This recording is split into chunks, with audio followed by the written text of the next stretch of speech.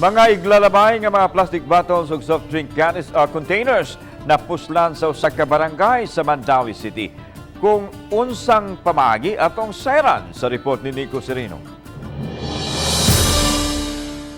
Sa barangay Kasili, naabtan namo kini mga personnel nga nagpreparar nini mga recycled plastics. Naghimo sila og mga pandekorasyon nga mga buwak, giporma o gipintalan niini para kini sa dayan-dayan sa ilang lugar kay magfiesta sa ilang kapilya karong weekend. Sa pagkakaron, gi-recycle rasab nila ang una nang naporma nga mga buwak ug napintalan nga mga decorations sa niaging mga selebrasyon. Gani ni atong Pasko, kinisab ang material nga gamit nila sa ilang Christmas tree. Mahurot ni padung kami dito sa Tumoy. Sa kuan gyud. Kay mo man joy kuan nilang madam nga mas malimang gyud nga manindot gyud ang atong barangay.